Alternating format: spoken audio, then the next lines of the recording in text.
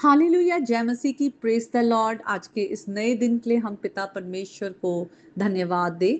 और आज का दिन मुबारक है क्योंकि हमारे पिता परमेश्वर ने ये दिन बनाया है, इसमें हम आनंदित रहे। और हमारे आनंद का कारण बढ़ जाता है क्योंकि हम नए साल में या तो प्रवेश कर चुके हैं या करने वाले हैं। और खुदा का वचन कहता है कि हम प्रभु यीशु मसीह में नई सृष्टि हैं, पुरानी बातें बीत गई है, सब कुछ नया हो गया है। तो आज इस नए साल में अगर आप इंडिया में या नया साल हो चुका है, मेरी यही प्रार्थना है कि प्रभु आपको, आपके घराने को नई आशीषों के साथ भर दे। परमेश्वर का प्रेम, उनका आनंद, उनकी शांति आपके घर में बनी रहे। परमेश्वर की उपस्थिति से, उनके पवित्र आत्मा से आप और आपके घराने के लोग भर जाएं और नई सृष्टि की तरह चले। प्रभु यीशु के नाम में आमीन।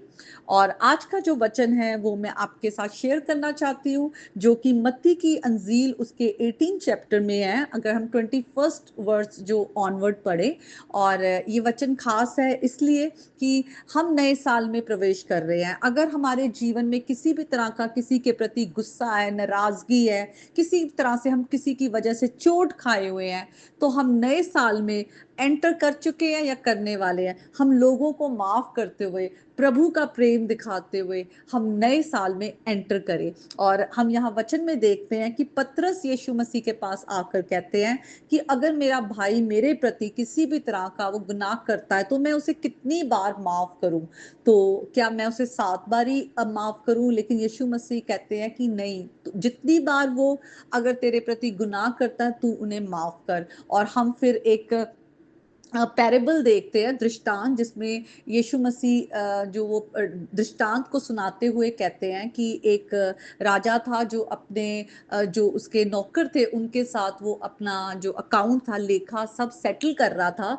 और उसका एक जो उसका नौकर था, जब उसके पास आता है और वो कर्जा नहीं दे पाता, तो वो स्वामी उसको कहता है कि इसके घर बार सब कुछ जो बेच सकते हो बेच कर ये अपना कर्जा चुकाए। लेकिन वो अपने स्वामी के आगे गिड़गिड़ाता है, कहता है मेरे साथ तू धीरज धर। और फिर उसका जो स्वामी था उस पर तरस खा लेता है, और वो उसे तरस खा के, उसका बड़ा कर्जा था 10,000 तोड़े का, और वो सारा कर्जा उसको माफ कर देता है। लेकिन वही जो उसका नौकर था, जब वो बाहर जाता है और वो अपने संगी साथी को देखता है, और उसका सिर्फ छोटा सा एक कर्जा था 100 दिनार का, और वो उसको कहता है कि मेरा जो कर्जा है वापस कर। लेकिन वो उसका जो संगी साथी था वो कहता है कि मेरे पास अभी पैसे नहीं है, मैं नहीं दे सकता। तो वो उसको बुरा भला कहकर उसको वो जेल में बंद कर देता है। और जब उस आदमी के साथ जो उसके और लोग थे, जब वो देखते हैं कि इसने अपने भाई के साथ कैसा ट्रीट किया है, बुरा व्यवहार किया है, तो फिर वो जाकर स्वामी को ये सारी बात बताते हैं। और स्वामी उसको वापस, उसको स्वामी के पास लेकर आया जाता है, और स्वामी उसको ताड़ना देता है कि तूने अपने साथी को माफ नहीं किया, जबकि मैंने तेरे इतने बड़े कर्ज माफ किए। अब तेरे को भी उसी तरह जो है, तूने जैसा व्यवहार किया तेरे साथ भी वैसा ही व्यवहार होगा। और उसको जेल में बंद कर दिया जाता है। और हम देखते हैं कि किस तरह से फिर यीशु मसीह कहते हैं कि अगर हम दूसरों के गुनाह माफ नहीं करते, दूसरों के कर्ज माफ नहीं करते, तो हमारा स्वर्गीय पिता भी हमें हमारे गुनाह माफ नहीं करेंगे।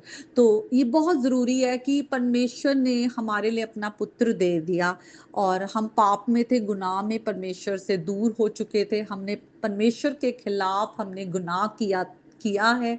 लेकिन फिर भी यीशु मसीह के द्वारा हमने माफी पाई है। और हमारे कितने बड़े बड़े गुनाह होते हैं, कितने ऐसे अनदेखे देखे गुनाह होते हैं जो परमेश्वर के आगे खुले हुए हैं, और परमेश्वर फिर भी हमें माफ करते हैं जब हम परमेश्वर से माफी मांगते हैं। और परमेश्वर हमको अनुग्रह पे अनुग्रह देते हैं, जो कि यीशु मसीह के द्वारा हम पर आया है। तो हमें भी कितना जरूरी है कि हम परमेश्वर का जो ग्रेस, उसका अनुग्रह हम रिसीव करते हैं, वही अनुग्रह हम आगे भी अपने भाई बहनों को देते रहें। आज हम प्रभु यीशु मसीह में हैं, प्रभु यीशु मसीह ने हमें नया किया है, प्रभु यीशु मसीह के द्वारा हमने पवित्र आत्मा पाया है। हो सकता है हमें लगता है कि नहीं, दूसरों ने इतना गलत किया है, वो माफी के लायक नहीं है, या उसने मुझे इतनी ठेस पहुंचाई है कि मैं माफ करना मेरे लिए बहुत मुश्किल है। तो हम सोच सकते हैं कि हमने परमेश्वर को कितना ठेस पहुंचाया है, और हर दिन पहुंचाते हैं जब हम परमेश्वर के खिलाफ बार बार गुनाह करते हैं। फिर भी प्रभु यीशु मसीह स्वर्ग की महिमा को छोड़कर जमीन पर हमारे पीछे आए, हमें माफी दिलाने के लिए। उन्होंने क्रूज पर अपना लहू बहाया, दर्द सहा, नजायज सब कुछ सहा हमारे लिए, जबकि हम उसके लायक थे कि हम पर वो ताड़ना आए। लेकिन यीशु मसीह के कोड़े खाने के द्वारा वचन कहता हमने चंगाई पाई है, आत्मा में चंगाई पाई है, हमने हीलिंग हुआ है, हमें खुदा ने अपने आत्मा से भरा है, और आज पवित्र आत्मा के सामर्थ के द्वारा हम दूसरों को माफ कर सकते हैं।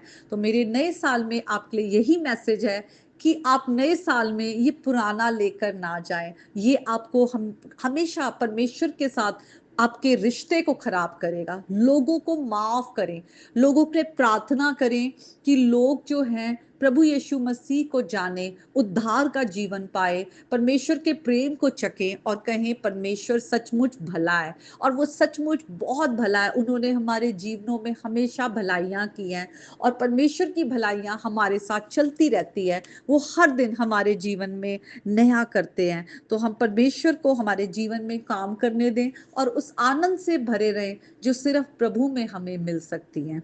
तो आइए हम इस गीत को गाएंगे, पाक रूह से भर दे मुझे। सचमुच प्रभु का आत्मा जब हम पाते हैं तो हमारा जीवन जो है वो बदल जाता है। तो हम मिलकर इस गीत को गाएंगे। पाक रूह से भर दे मुझे, पाक रूह से भर दे मुझे, पाक रूह से भर दे मुझे, पाक रूह से भर दे मुझे।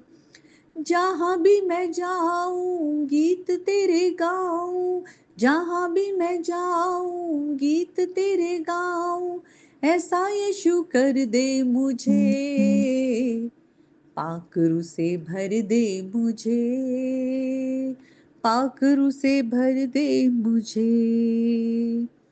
तू है मुनज्जी मेरा, रोशन है चेहरा तेरा, दे दे नई जिंदगी, सब कुछ बदल दे मेरा।